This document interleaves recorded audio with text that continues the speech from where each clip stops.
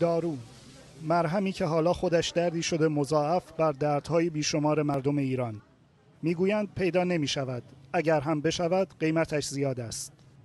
من برونشیت مزمن دارم و داروهایی که استفاده میکنم یکی اسپریوا هستش، یکی سیمبیکورت هست و استیل سیستین.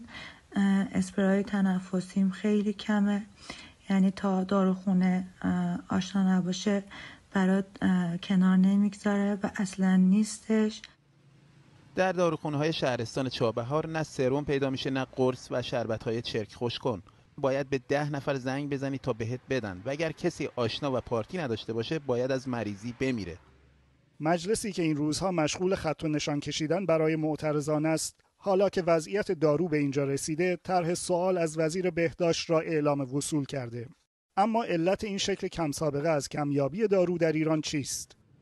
به ویژه که بسیاری از اقلام نایاب این روزها از جمله داروهای تولید داخلی هستند.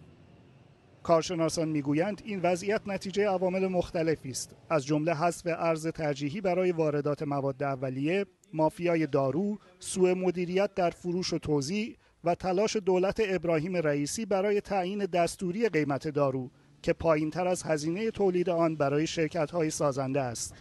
این هم صحبت‌های یک داروساز بالینی که در رسانه‌های اجتماعی هم رسانی شده. شرکت‌های دارویی برای اینکه تغییر قیمت بدن و قیمت‌ها رو ببرن بالا که خب به خاطر مواد اولیه و هزار تا چیز بوده، رفتن در کمیسیون تغییر قیمتی برای سازمان غذا دارو که آقا قیمت‌های ما باید عوض بشه.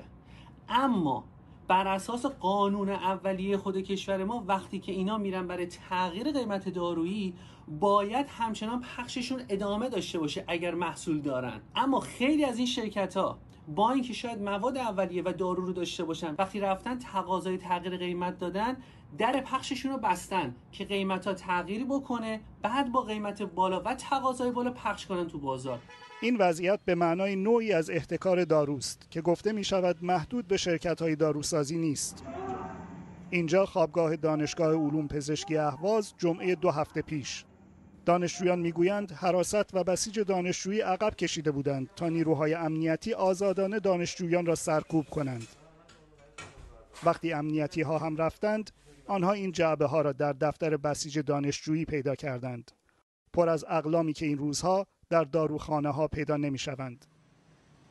اطلاعاتی هم به دست BBC فارسی رسیده که نشان می دهد هلال احمر ایران برخی اقلام دارویی را در بسته‌بندی های کوچکتر و با قیمتی بالاتر از محصول برخی دیگر از تولید کنندگان از هند خریده. BBC فارسی هنوز نتوانسته صحت این اطلاعات را مستقلاً تایید کند. منتقدان دولت چنین خریدهایی را به مافیای دارو نسبت می‌دهند.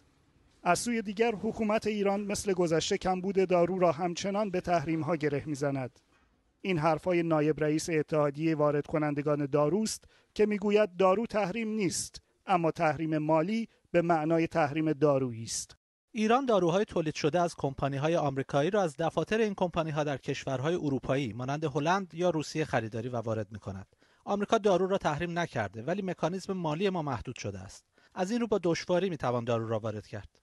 این معجون از سوء مدیریت، مافیا، منفعت طلبی یا هر چیز دیگری که آمیخته شده باشد، بعد از ماجرای ممنوعیت واردات واکسن‌های آمریکایی و بریتانیایی کرونا، ورود واکسن آمریکایی و انگلیسی به کشور ممنوعه.